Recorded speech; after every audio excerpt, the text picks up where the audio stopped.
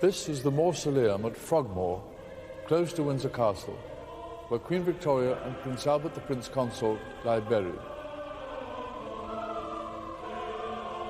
As a great-great-grandson, I've always had a considerable fascination for them and the influence they exerted. This film focuses perhaps rather on Prince Albert, who was responsible for some of the things we take for granted in this country today. He helped fashion the constitutional model of our monarchy. He had a hand in social reform. He was a patron of the arts, and he built some of his family's great houses.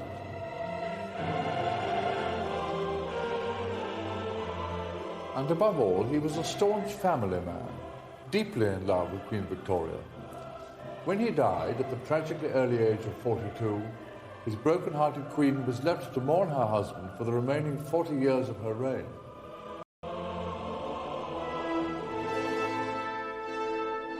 I always get a strong feeling of Queen Victoria's sense of loss from this photograph of mine, which shows Prince Albert, and in her own handwriting, Queen Victoria has written, "Beloved Papa," meaning Albert, "from poor, broken-hearted Mama."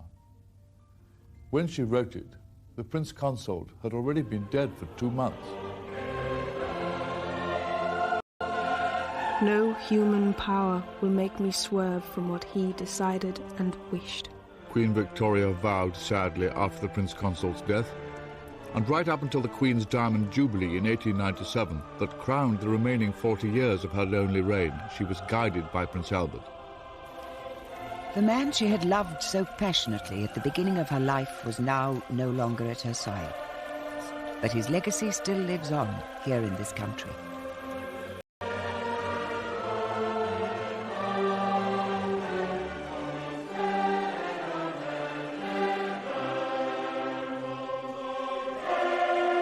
He designed and built royal palaces. He modernized existing ones. Organizations that he headed put up great buildings.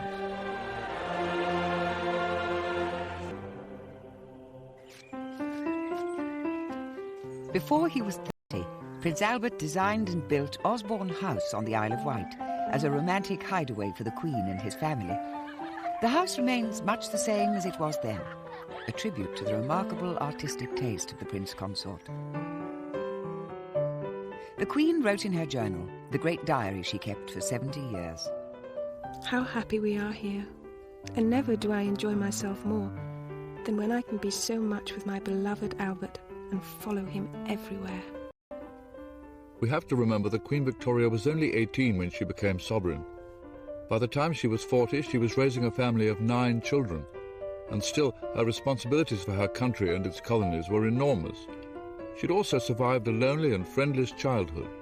As Queen, she'd grown totally dependent on Prince Albert. Victoria wrote, "Consequently, I owe everything to dearest Papa, Albert. He was my father, my protector, my guide and adviser in all and everything. My mother, I might almost say, as well as my husband. I had a very unhappy life as a child, had no scope for my violent feelings of affection, had no brothers or sisters to live with, never had a father." Princess Victoria's childhood was spent at Kensington Palace a few years after the Battle of Waterloo. Her father had died before she was 1, and Victoria was brought up by her mother, the Duchess of Kent, and her close confidant, Sir John Conroy. They devised what came to be called the Kensington system, which was a plot to make the Duchess of Kent regent when Victoria came to the throne. Their scheme was to manipulate and coerce the young child into doing what they wanted. The young princess was kept isolated, here in these apartments, away from the royal court and even separate from other children. Princess Victoria was carefully shielded and protected. She had to sleep in the same room as her mother until the day she became queen. Not having many young friends, and no brothers or sisters of her own age, the young Princess Victoria made these dolls. There were well over 100 of them. They were all made in the likeness of adults, and they became, in a way, a substitute for childhood friends. In short, the princess's upbringing was hardly the right kind of training for a monarch, and it says something of the strength of character shown by the future Queen, that she survived her time in Kensington Palace at all.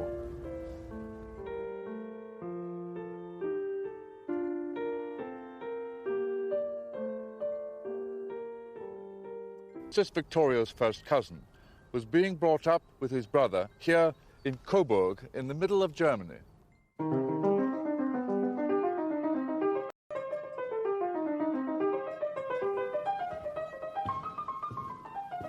The boys were raised here in Schloss Rosenau. Their parents were separated. The mother had gone away and their father was often out of town. But in spite of that, they did manage to have a very happy childhood.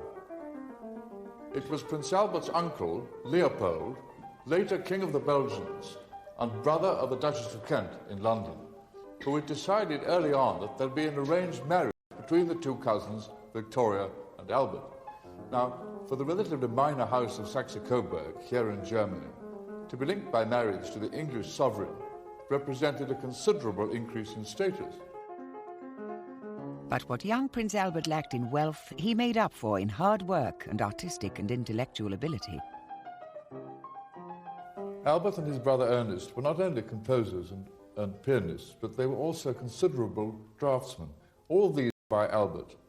And the interesting thing is, I think this one here was done when he was only 7. This is a rather fine sketch of a man in armour, and this one here is of a poor lady who was about to meet some awful fate, I think as a Sabine. Both of them were done when he was only 13. The brothers were great lovers of natural history, and they started a small collection which later became a museum.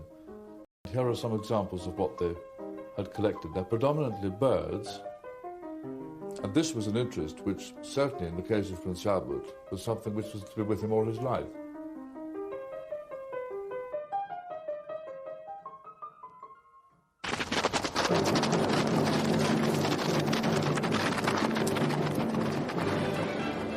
Dawn on the morning of June the 20th, 1837, at Kensington Palace.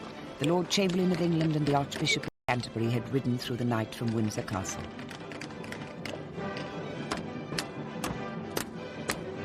Open up in the name of the Queen! It was 6 a.m, and because of the hour, they were refused entry. Only when they demanded to see the Queen were they let in. Princess Victoria was woken and informed in this room that her uncle, King William IV, had died during the night. Dressed still in her nightclothes, the 18-year-old now found herself queen. Victoria had a remarkable first day as sovereign here in Kensington Palace. She began by captivating all those attending her first Privy Council meeting here in this room. Melbourne, the Prime Minister, Lord John Russell, Lord Palmerston,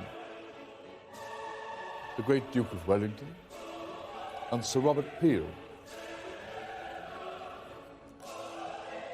That night, the Queen also removed herself from the clutches of her mother and abolished the Kensington system. In the evening, one word proclaiming her new independence appeared prominently 5 times in her diary. Alone. Quite alone. Of course quite alone.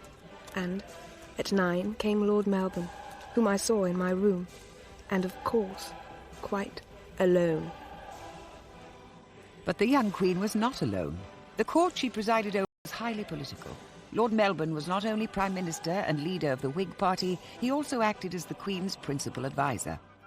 Dining and riding with Lord Melbourne most days, the teenage Queen became first dependent on his advice and then quite infatuated with the worldly 58-year-old Prime Minister. The young Queen was readily influenced by Lord Melbourne. He distrusted change and hid from her the truth about social conditions in Britain. He believed children should be put to work in factories rather than starve. He thought flogging in prisons and treadmills was permissible, and that workhouses were for the social good.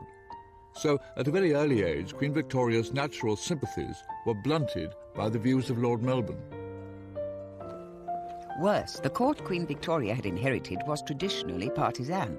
Her ladies-in-waiting appointed by the party were wives of prominent Whig politicians. Inevitably, the crown became embroiled in a political crisis. It came when Melbourne's Whig government was forced to resign. The young Queen was desperate at losing her father figure. She wrote tearfully at his departure, "All my happiness gone. That dearest, kind Lord Melbourne no more my minister." I sobbed and cried much. And the next day, at Lord Melbourne's final audience, I sobbed much and kept holding his hand for some time fast in one of mine. I felt that in doing so he could not leave me. Then, in her grief, the young Queen behaved unconstitutionally. I could eat nothing. Wrote one line to the Duke of Wellington to request him to come. Instead of calling upon Sir Robert Peel, the leader of the opposition, to form the new government, the Queen asked another close friend, the powerful Duke of Wellington. The Queen was playing a dangerous political game to get her way. Wellington wisely declined. Ma'am, here is my list of cabinet appointees. The disgruntled Tory opposition leader Peel retaliated. And my request, ma'am, is that you remove your...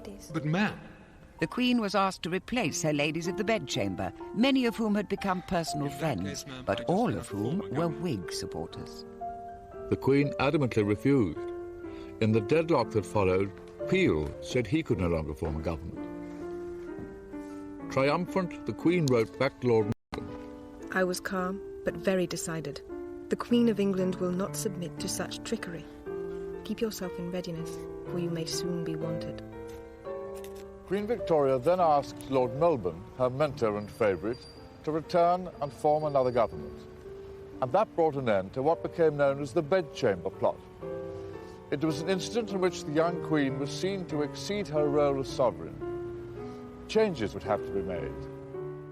Prince Albert Saxe-Coburg-Gotha, just 20, found himself in this volatile atmosphere in October 1839.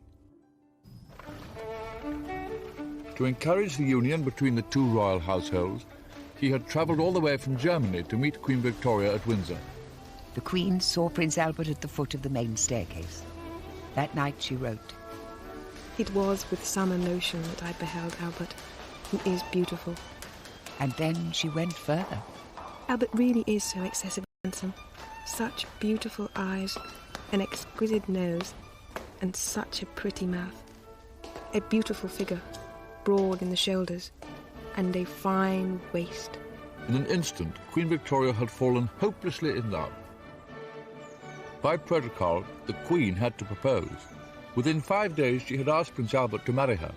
Albert wrote, Dearest, greatly beloved Victoria, how is it that I have deserved so much love, such affection?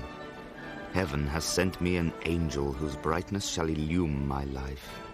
In body and soul, ever your slave, Albert. What started as an arranged marriage had been transformed and became one of the most important in British history. It took place in St James's Palace in February 1840. But on the wedding day itself, the Times could only sneer about the young foreigner marrying the Queen. The Prince began diligently looking for roles that would enhance his prestige and influence. First, he turned his energies to reorganizing the antiquated royal household. But Prince Albert's most pressing concern was to ensure the monarchy stood once and for all above party politics. With the Queen now expecting a child, it was suggested that Prince Albert should replace Lord Melbourne and act as her principal advisor. He seized the chance. The Home Secretary, Your Majesty. From then on, he took notes of ministerial meetings and drafted all the Queen's government letters. I resolutely hold myself aloof from all parties. I speak openly with the ministers on all subjects. I endeavour quietly to be of as much use to Victoria in her position as I can.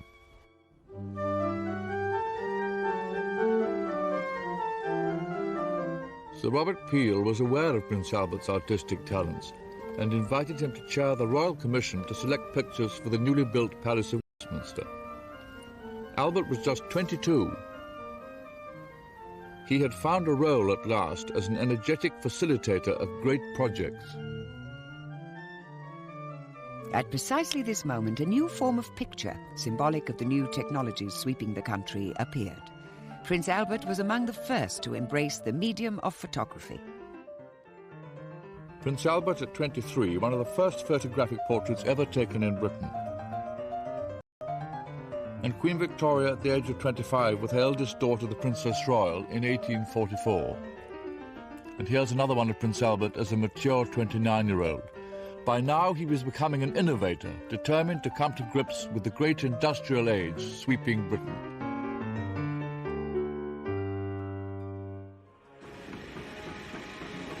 Britain and the rest of Europe were going through a dramatic change. The Industrial Revolution was producing great factories and railways.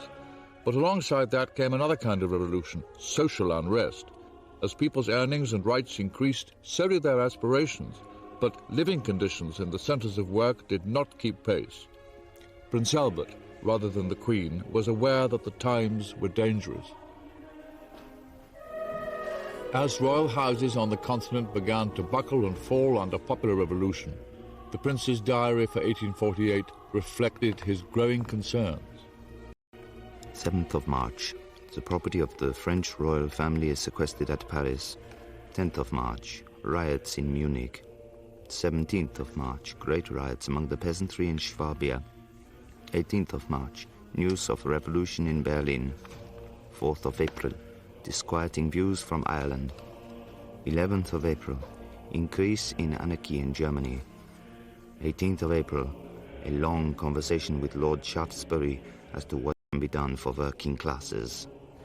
The view of the great social reformer Lord Shaftesbury was that Prince Albert should use his increasing power and prestige to put himself at the head of all social movements in art and science, and especially of those movements as they bear upon the poor, and thus show the interest felt by royalty in the happiness of the kingdom.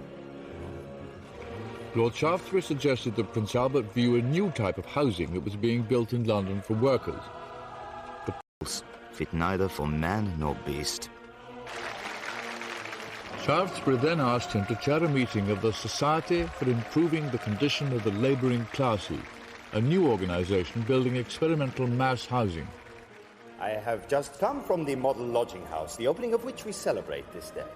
And I feel convinced that its existence will, by degrees, cause a complete change in the domestic comforts of the labouring classes. It will show to those who possess capital to invest that they may do so with great profit and advantage to themselves, at the same time dispensing those comforts to the poorer brethren. Prince Albert decided to put the royal family to work.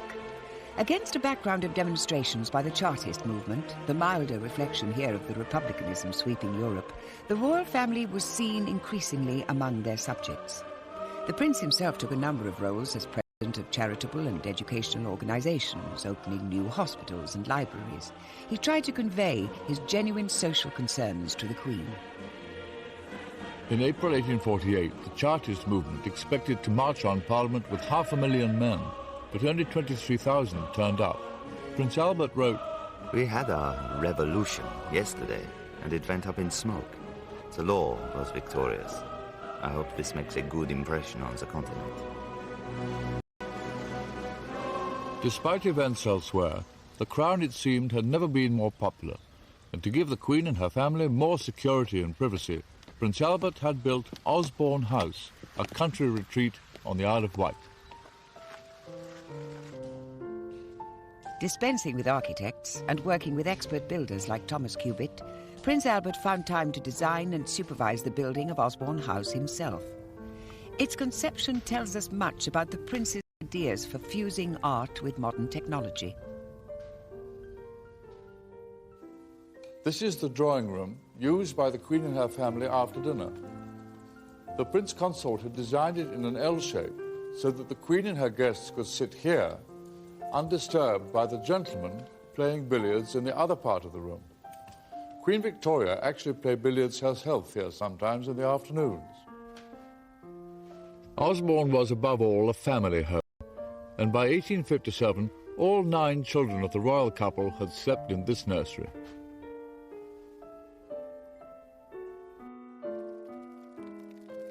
Osborne House has been left today as though the royal couple still lived there.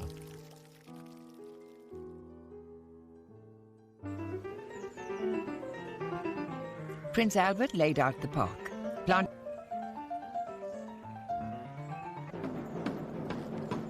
A model fort was built by Prince Albert to teach military maneuvers. Come on, you men! That is good.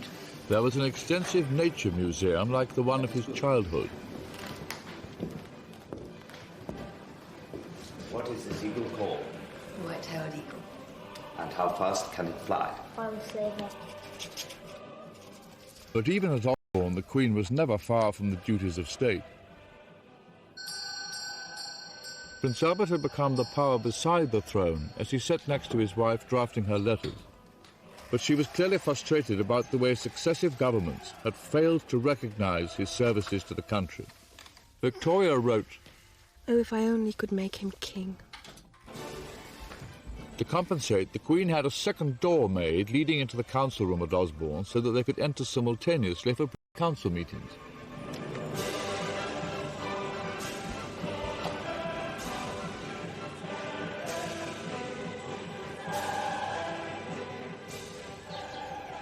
Then came possibly Prince Albert's finest achievement. He became the guiding force behind a festival of art, science and engineering that would capture the spirit of the Victorian age. He had once admired the great conservatory at Chatsworth House in Derbyshire, and when its architect presented him with a daring plan to house the exhibition in a palace of glass, the prince approved.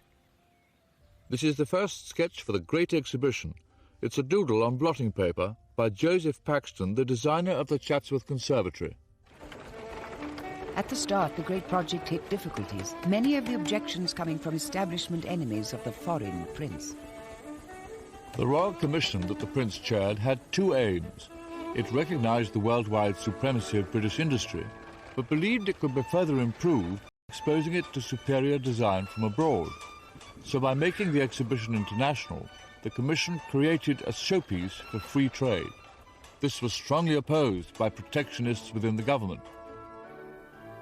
It was a question of whether this exhibition should be exclusively limited to British industry. Particular advantage to British industry might be derived from placing it in fair competition with that of other nations. Then there was a problem of finance. The government declined to contribute, so the cost of £108,000 was raised by public subscription. The Queen and the Prince provided £1,500. There was opposition to the use of the Hyde Park site. Led by a vociferous MP, claims were made that too many trees would have to be felled. So instead... At present I am more dead than alive from overwork. The opponents of the exhibition work with might and main to drive myself crazy. On completion, the Crystal Palace covered 16 acres, was 3 times the length of St. Paul's Cathedral, and made up of 293,000 panes of glass. It had been put up from scratch in 6 months. But 100,000 exhibits had still to arrive from Britain and the 4 corners of the world for the opening in May 1851. Everybody is occupied with the great day of tomorrow, and my poor Albert is terribly fagged. Terrible trouble with the arrangements for the opening.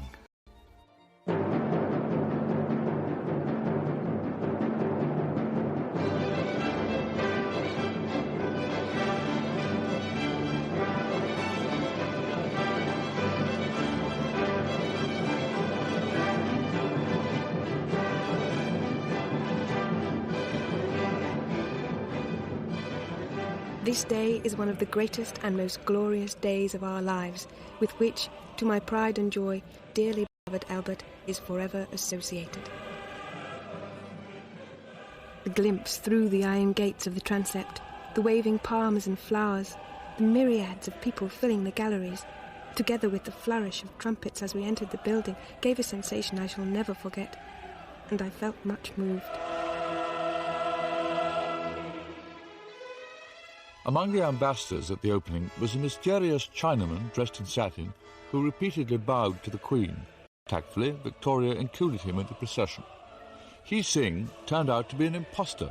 He was the owner of a Chinese junk moored on the Thames who pushed his way to the front. The exhibition was the greatest treasure trove of industry, art and science the world had ever seen. British exhibits filled the entire western nave, and foreign ones took up the eastern half. The Indian section was a cornucopia of gems, silks, cottons and great crowns in precious metals. There were elephant tusks and tiger skins. The most popular exhibit was in the French section, a fountain of eau de cologne that ran continuously. Then there was the latest engine by James Watt, possessing the collective power of 700 horses. A floating church for seafarers. The Koh-i-Noor diamond. A soda water machine. A boat easily converted into a comfortable mattress or safety life belt. An India rubber bath. Wigs that had built-in ventilation. And a set of false teeth enabling the wearer to yawn.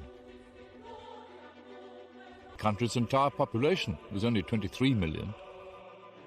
Prince Albert was able to write with satisfaction.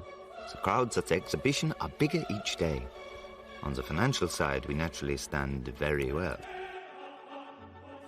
Profits from the Great Exhibition were £186,000, and Prince Albert wanted the money to encourage new design in British industry.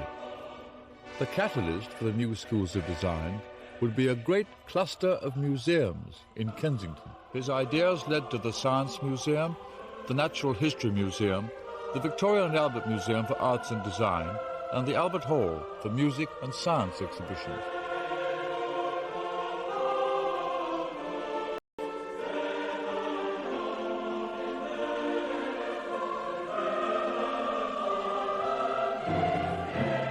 Although they weren't completed in his lifetime, the museums remain Prince Albert's greatest legacy to this country.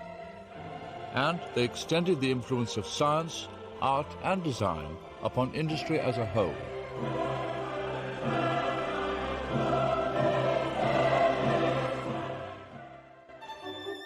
An event in February 1849 confirmed once again the Queen's need for more privacy and security. One of her sketchbooks was stolen from Windsor Castle and the contents published in a popular newspaper. The Times thundered, Let the Queen of Great Britain be able to sit down to her piano or sketchbook with the same security against intrusion as any other lady in the land. At around this time, the royal couple acquired the Balmoral estate in Scotland. Its remote location was deliberately chosen to shield the Queen from repeated intrusion by the London press and to ease the prince's increasing exhaustion. Instead, of course, Prince Albert demolished the old castle and in 3 years designed and put up a new one, the Balmoral of today. He wrote, The new house is up 1 story, and with its dressed granite, promises to present a noble appearance. The work is terribly hard. The Queen wrote, Every year my heart becomes more fixed in this dear paradise, now that all has become my dear Albert's own creation, own work, own building, own laying out, as at Osborne.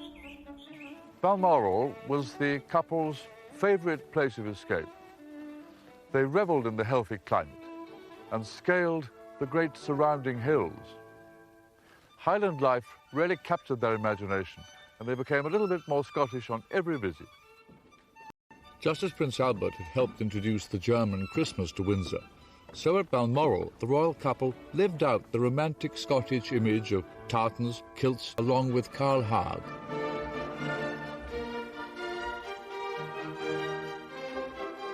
Even the gillies were painted.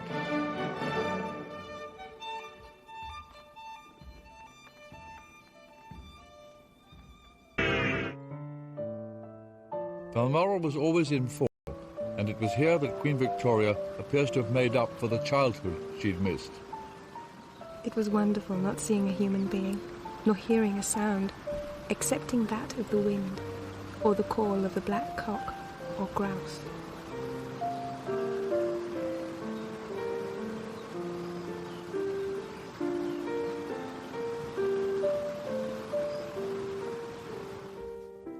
One of Queen Victoria's favourite houses, and certainly the most modest, was here at Otnadusach, on the shores of Loch Mick, about 7 miles from the castle.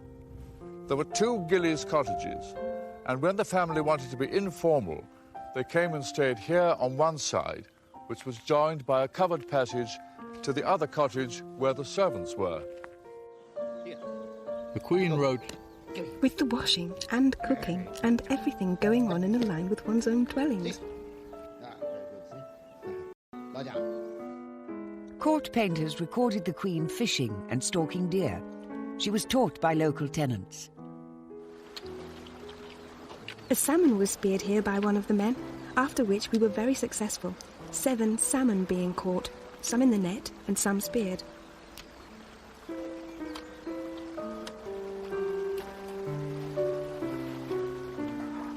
The scene at this beautiful spot was exciting and picturesque in the extreme. I wished for Landseer's pencil. Idyllic Landseer paintings captured life at Balmoral for the royal couple, and the normally restrained Prince Albert became more lyrical in his writing. We have withdrawn for a short time into a complete mountain solitude, where one rarely sees a human face, where the snow already covers the mountain tops and the wild deer come creeping round the house. I, naughty man, have also been crawling after the harmless stags, and today I shot 2 red deer.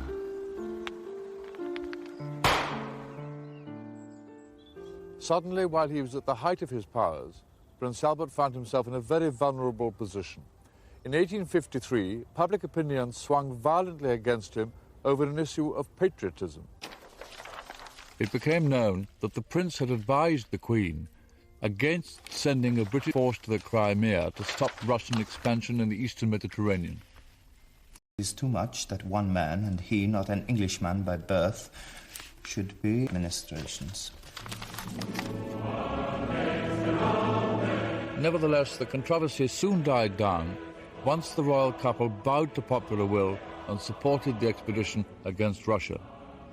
Initially, the Crimean campaign was a disaster for the British Army.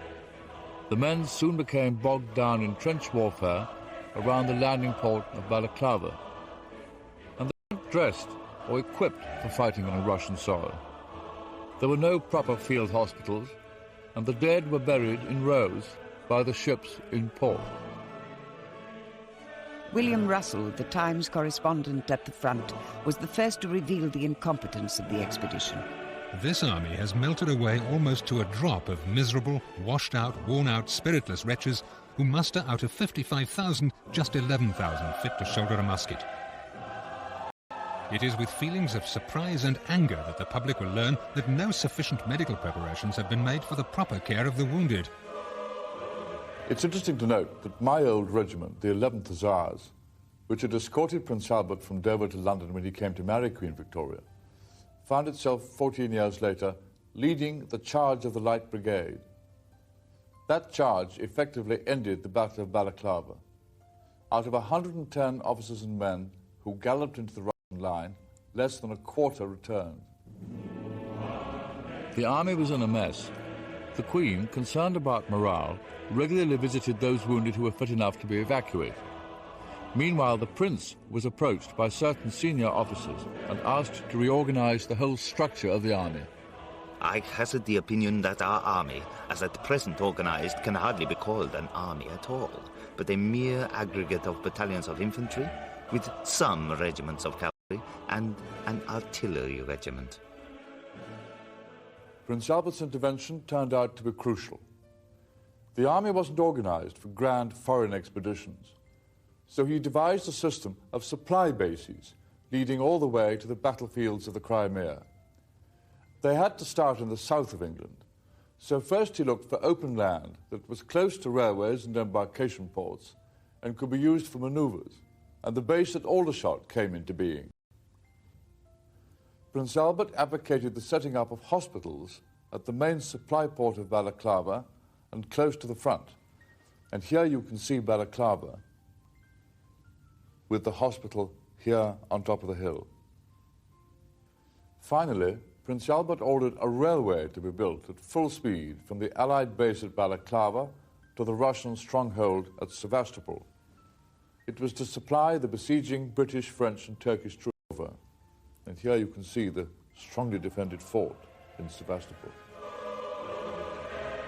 The railway was effective in getting ammunition to the front. These are some of the remains of the Russian defences around Sevastopol after the British and French artillery had smashed their way through.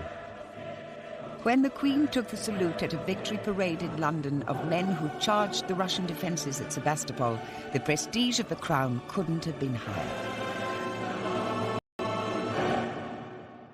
But Prince Albert's 15 years of hard work came at a price. His health was deteriorating. Photographic portraits show the 40-year-old prince aging prematurely. His hair is receding, his waist thickening. His loving wife already regarded him as unofficial sovereign, and when the Whig government of 1857 found yet another reason for not giving him the status of prince consort, Queen Victoria, out of frustration, awarded him the title herself.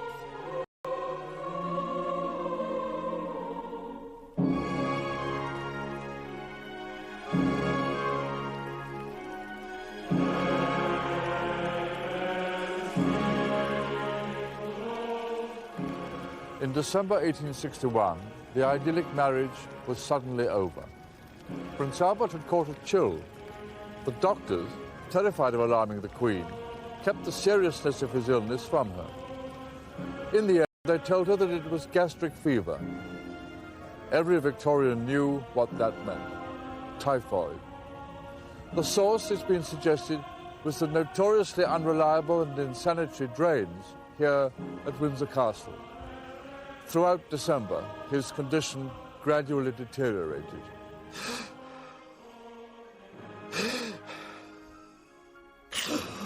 On the night of the 14th, the Queen heard tortured breathing coming from the blue room where Prince Albert lay.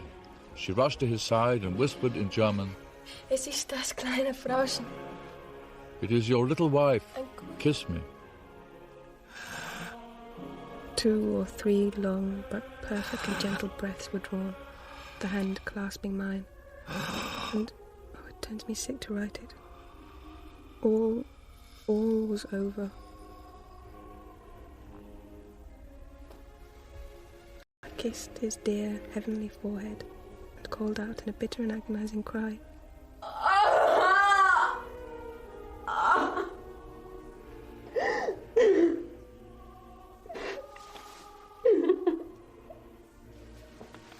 I went to my room, and there sat, gazing wildly, and as hard as stone on my maids.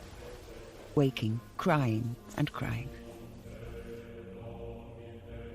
Doctors warned the Queen not to kiss the body, shown in this photograph for the first time. Then the blue room was carefully and meticulously photographed. For the remaining 40 years of Queen Victoria's reign, it stayed exactly as it was when he died. As the bell of St. Paul's began to toll, the whole country went into mourning.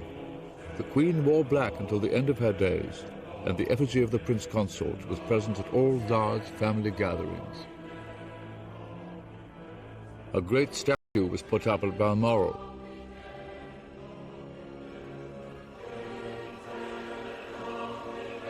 As well as at Caen on one of the surrounding hills. The mausoleum to hold Prince Albert was built at Frogmore on the Windsor estate, where the Queen had said that one day she would lie next to him.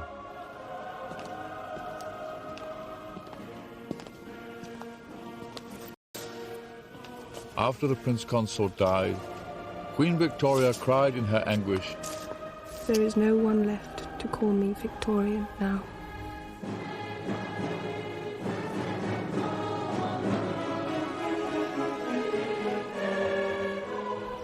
The Queen was heartbroken. She didn't carry out public duties again for 5 years. Right at the furthest corner of the Balmoral estate, on the shore of Loch Mick, stands the Glassholt. Queen Victoria used to come here to seek solitude after she'd lost Prince Albert, and it was here that she felt she still had some contact with him.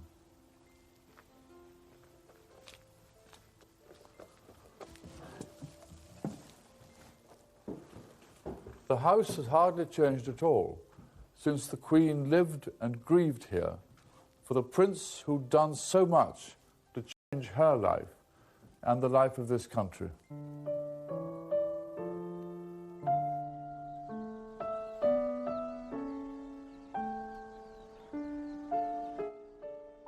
You can see part 2 of Victoria and Albert tomorrow at the same time. On UK History in a few minutes, The Face of Tutankhamun.